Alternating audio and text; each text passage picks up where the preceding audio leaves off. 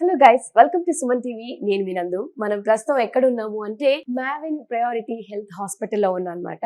చాలా మందికి మనలో వారికోస్ వెయిన్ కి సంబంధించి ప్రాబ్లమ్స్ ఉంటాయి. అండ్ అసలు అది ఎందుకు వస్తుంది, ఎలా వస్తుంది, వన్స్ వచ్చిన తర్వాత బాడీలో ఎటువంటి చేంజెస్ అవుతాయి, దాన్ని ఎలా గుర్తించాలి, దానికి అడ్వాన్స్డ్ ట్రీట్మెంట్ ఏంటి అని తెలుసుకోవాలని మీ అందరికీ ఉంది కదా. ఇవన్నీ డౌట్స్ క్లియర్ చేయడానికి మనతో పాటు సీనియర్ డాక్టర్ బాలాజీ పటేల్ కోలా గారు ఉన్నారు. ఆయనతో మాట్లాడి ఫుల్ డీటెయిల్స్ తెలుసుకుందాం.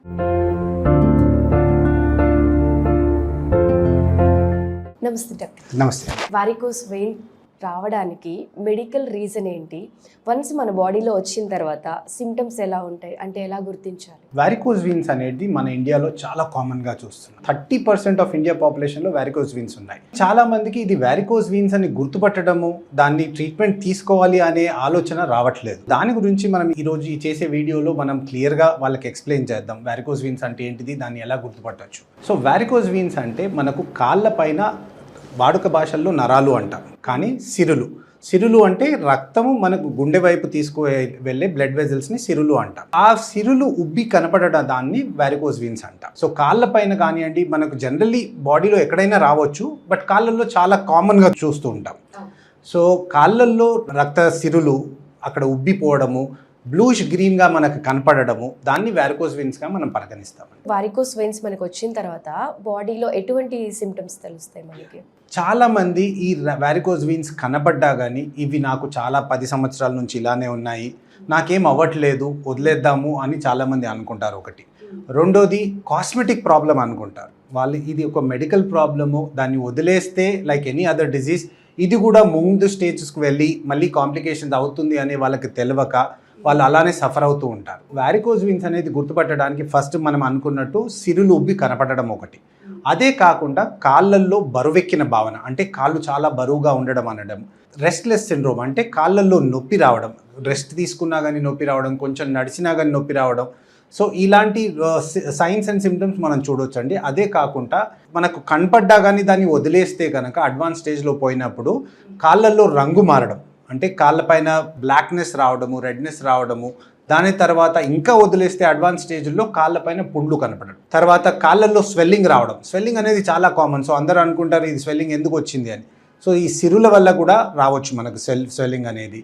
సో కాళ్ళల్లో బరువెక్కిన భావన, నొప్పి, కాళ్ళల్లో రంగు మారడం, ఇలాంటి సైన్స్ అండ్ సిమ్టమ్స్ ఎప్పుడైతే కనపడతాయో అలాంగ్ విత్ ఈ ఉబ్బిన సిరులు. సో ఇలాంటి ఏ డౌట్ ఉన్నా కానీ వాళ్ళు వచ్చేసి సింపుల్గా ఒక చిన్న టెస్ట్ చేసుకుంటే, మన కలర్ డాప్లర్ అంటాం. కలర్ డాప్లర్ అంటే మనం ప్రెగ్నెన్సీలో చేస్తాం కదండి, బేబీ బాగుందా లేదా అనేది చూస్తాం. Non invasive, non radiation. మనకు సిటీ స్కాన్లో అయితే రేడియేషన్ అవుతుంది, కానీ అల్ట్రాసౌండ్లో without radiation, without any injection మనం ఒక చిన్న టెస్ట్ ద్వారా వారికోస్ వీన్స్ ఉన్నాయా లేదా, ఈ సిరులు చెడిపోయాయా లేదా, ఈ సిరుల్లో రక్తం ఉల్టా పోతుందా లేకపోతే కరెక్ట్గా పారుతుందా అనేది తెలుసుకోవచ్చు. అంటే దీనికి ఏజ్ లిమిట్ ఉంటుందా? అంటే పలానా ఏజ్ వాళ్ళకి ఈ వారికోస్ వెయిన్స్ వస్తాయి అని, లేకపోతే చిన్న వాళ్ళ నుంచి కూడా ఇవి చూడొచ్చా? మనకు వారికోస్ వెయిన్స్ అనేది ఓన్లీ ఓల్డ్ ఏజ్లో వాళ్ళే చూసేవాళ్ళం, కానీ ఇప్పుడున్న పాపులేషన్లో బికాస్ ఆఫ్ దేర్ ఒబేసిటీ, అంటే లావుతనం చాలా ఎక్కువైపోవడం వల్ల, దానికి ఒకటే దగ్గర ఎక్కువసేపు కూర్చోవడం, నిల్చోవడం వల్ల, అంటే మనకు టీవీలో సీరియల్స్ ఏమన్నా ఉంటే అలానే చూసుకుంటూ మనం తినుకుంటూ ఉండడం వల్ల లావెక్కడవడం,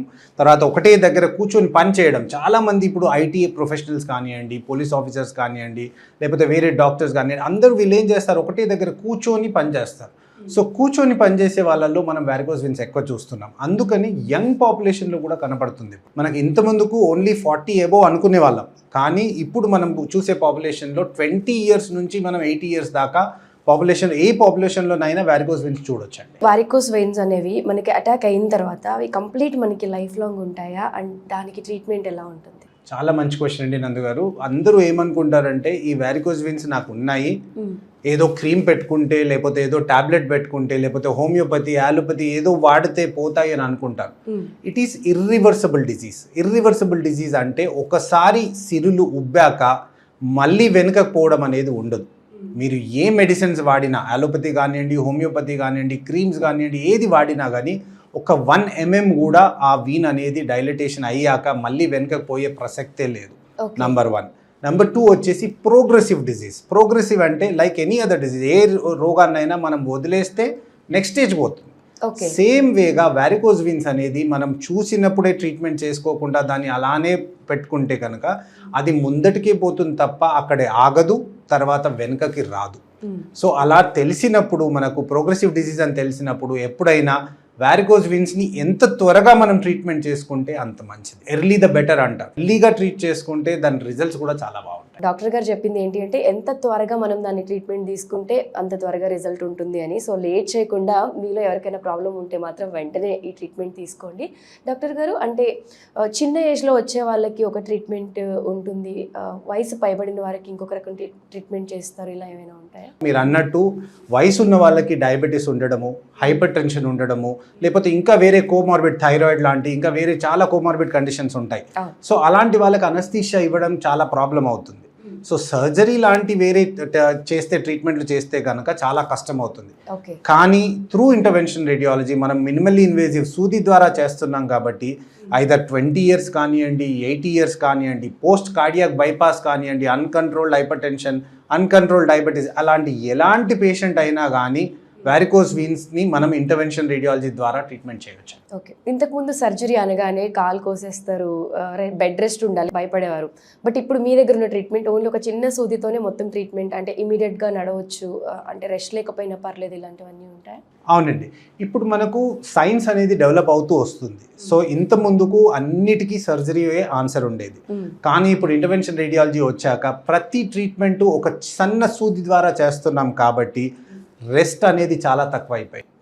సో పేషెంట్ సర్జరీకి భయపడకుండా మనకి వారికోజ్ వీన్స్ ట్రీట్మెంట్ చేసుకోవాలి అంటే ఒక చిన్న సూది ద్వారా చేస్తాం కాబట్టి పొద్దున వచ్చేసి మధ్యాహ్నం కల్లా డిశ్చార్జ్ అయిపోయి పేషెంట్ నడుచుకుంటూ వచ్చి నడుచుకుంటూ వెళ్ళిపోతారండి. అండ్ మోస్ట్లీ పేషెంట్స్ని మేము అడ్వైస్ చేసేది ఏంటిది అంటే next day or alternative day నుంచి తన పనిలోకి వెళ్ళి జాయిన్ అయిపోమని. అంటే ఆఫీస్కి వెళ్ళే వాళ్ళు ఎవరైనా ఉంటే లేదా పని చేసే వాళ్ళు ఉంటే కనుక పని చేసుకోమని. అంటే మీకు సర్జరీ అనగానే చాలామంది భయపడతారు. ఫస్ట్ థింగ్ ఏంటిది, నాకు కట్ చేస్తారు, అక్కడ స్కార్స్ అవుతాయి, కుట్లు వేస్తారు అని. ఇందులో అట్లాంటిది ఏం లేదు. సన్న సూది ద్వారా చేస్తాను తప్ప దానికి కట్టింగ్ కానివ్వండి, సూచర్స్ కానివ్వండి, స్కార్స్ కానీ అట్లాంటిది ఏమీ ఉండదు. నెంబర్ 1. అట్లా కట్టింగ్ లేనప్పుడు మీకు హీలింగ్ అనేది వెరీ ఫాస్ట్ అయిపోతుంది. ఒక సన్న సూది ద్వారా చేస్తున్నాం కాబట్టి హీలింగ్ అనేదే ఉండదు. సో అదే రోజు నడిపించేస్తాం. మనకు జనరల్లీ సర్జరీ చేస్తే ఏమంటాము, ఒక వారం రోజులు బెడ్ రెస్ట్ తీసుకోవాలి, మీరు ఆఫీస్కి లీవ్ పెట్టండి, అట్లాంటి అన్నీ ఏం లేవు. సో చాలామంది వారికోజ్ వీన్స్ పేషెంట్స్ భయపడుతూ ఉంటారు, నేను ఇప్పుడు సర్జరీ చేసుకోవాలి అంటే ఇదంతా ప్రాబ్లమ్స్ ఉంటాయి, నా ఆఫీస్ నుంచి నాకు లీవ్ దొరకదేమో, లేకపోతే నాకు ఏదైనా ఇంపార్టెంట్ ఎగ్జామ్స్ ఉన్నాయి, లేకపోతే ఏమైనా ఇంపార్టెంట్ పని ఉంది, పెన్ లీవ్ ఉంది, ఇవన్నీ అనుకుంటారు. జస్ట్ 1 day అండి. Out of your life 1 day devout చేస్తే కనుక వచ్చి వారికోజ్ వీన్స్ ట్రీట్మెంట్ చేసుకొని వారికోజ్ వీన్స్ని మన లైఫ్ నుంచి తీసేయచ్చు. మీరు అన్నట్టు ఇప్పుడు వారికోజ్ వెయిన్స్ ట్రీట్మెంట్ ప్రీవియస్ అంటే ఆపరేషన్స్, బెడ్ రెస్ట్ ఉండేది. బట్ ఇప్పుడు టెక్నాలజీ మారింది కాబట్టి ఇప్పుడున్న ట్రీట్మెంట్, అడ్వాన్స్డ్ ట్రీట్మెంట్ ఏమైనా ఉందా దీనికి? సో వారికోజ్ వీన్స్ అని తెలిసాక మీరు అన్నట్టు మనం మాట్లాడుకున్నాం. ఫస్ట్ థింగ్ డాప్లర్ చేసుకోవాలి. డాప్లర్లో మనకు వారికోజ్ వీన్స్ అని కన్ఫర్మ్ కాగానే ఎంత త్వరగా ట్రీట్మెంట్ తీసుకుంటే అంత మంచిది. సో ఒక 15 years ముందు చూసుకుంటే కనుక మనకి ఓన్లీ సర్జరీ ఉండేది. సర్జరీ చేసినా కానీ మనకు హై లైగేషన్ స్ట్రిప్పింగ్ అంటాం, అది చేసినా కానీ రికరెన్స్ అనేది చాలా ఎక్కువ ఉండేది. అందరికీ ఏం డౌట్ ఉండేదంటే మాకు తెలిసిన వాళ్ళు చేయించుకున్నారు మళ్ళీ వచ్చిందంటే కదా. సో రికరెన్స్ రేట్ అనేది సర్జరీలో చాలా కామన్. బట్ ఒకసారి మనకి మినిమల్లీ ఇన్వేజివ్ ట్రీట్మెంట్ వచ్చాక 98% రిజల్ట్, విచ్ వాజ్ అరౌండ్ 70% నుంచి ఒకటేసారి 98%, అంటే మళ్ళీ లైఫ్లో చూడకుండా వారికోజ్ వీన్స్ మొత్తం తీసేయచ్చు. అండ్ మీరు అన్నట్టు చాలా మోడర్న్ ట్రీట్మెంట్స్ వచ్చాయండి. ఫస్ట్ వచ్చేసి మనకు ఒక 12 years ముందు లేజర్ ట్రీట్మెంట్, అంటే ఈ చెడిపోయిన సిరులలో లేజర్ని పాస్ చేసి వేడితోటి ఆ సిరును కాల్చేసి బయటకు వచ్చాడు. సో ఫస్ట్ మనకు అంటే థర్మల్ అబ్లేషన్ అంటారు. థర్మల్ అబ్లేషన్ అంటే హీట్ ద్వారా ఆ రక్త సిరులని మనము డెస్ట్రాయ్ చేస్తున్నాం. సో ఫస్ట్ ఒక 15 years ముందు మనకు లేజర్ అనేది వచ్చిందండి. ఒక 7 to 8 years ముందు రేడియో ఫ్రీక్వెన్సీ అబ్లేషన్ అని వచ్చింది. సో డిఫరెన్స్ ఏంటిది అంటే లేజర్లో మనము ఆ సిరుల్ని కాల్చేటప్పుడు 800 degrees పోతుంది లేజర్. సో 800 degrees పోయినప్పుడు ఏమవుతుందంటే కాళ్ళల్లో కొంచెం ఎకిమోసిస్, అంటే ఆ వేడి చర్మం కూడా కొంచెం కమిలిపోవడం, నొప్పి రావడం, ఇవన్నీ ఉండేటి. కానీ ఇప్పుడు అడ్వాన్స్గా మనకు రేడియో ఫ్రీక్వెన్సీ అబ్లేషన్ వచ్చింది. సో సేమ్ 800 degreesలో ఇచ్చే ట్రీట్మెంట్ని 120 degreesలో ఇస్తున్నారు. ఓకే. సో డిఫరెన్స్ చూడండి మీరు, 800 డిగ్రీస్ నుంచి 120 డిగ్రీస్.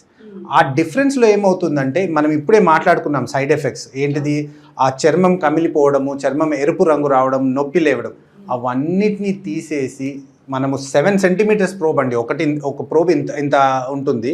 దాని అడ్వాంటేజ్ ఏంటిది అంటే ఫాస్ట్గా చేయడం. Okay. So with in half an అవర్లో మనం ఒక లెగ్ని కంప్లీట్గా ట్రీట్మెంట్ చేయడం వితౌట్ ఎనీ, ఇప్పుడు ఈ సైడ్ ఎఫెక్ట్స్ మాట్లాడుకున్నాం కదండి, రేడియో ఫ్రీక్వెన్సీ అబ్లేషన్ వల్ల ఆ 120 డిగ్రీస్ చేస్తున్నాం కాబట్టి ఆ స్కిన్కి హీట్ తాకడం అనేది పోయింది. తర్వాత స్కిన్కి నొప్పి లేవడం అనేది పోయింది. ఇంతకుముందుకు లేజర్ చేసిన పేషెంట్స్ 1 డే 2 డేస్ నొప్పిగా మనకు కంప్లైంట్ చేసేవారు. కానీ రేడియో ఫ్రీక్వెన్సీ వచ్చాక ఆ నొప్పి అనేది అస్సలు చూడట్లేదు.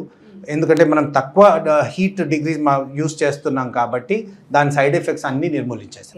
Thank you so much. చూసారు కదా, వారికోస్ వెయిన్స్కి సంబంధించి బాలాజీ పటేల్ కోలా గారు చాలా అద్భుతంగా వివరించారు. ఇన్ కేస్ మీలో ఎవరికైనా ఇంకేమైనా డౌట్స్ ఉన్నా, మీ లొకేషన్ దూరంలో ఉన్నా, కింద స్క్రీన్ పైన ఒక నెంబర్ అయితే స్క్రోల్ అవుతూ ఉంటుంది. ఆ నెంబర్కి కాంటాక్ట్ అవ్వండి అండ్ డైరెక్ట్గా హాస్పిటల్కి విజిట్ చేసి కూడా ఇక్కడ మీరు ట్రీట్మెంట్ తీసుకోవచ్చు.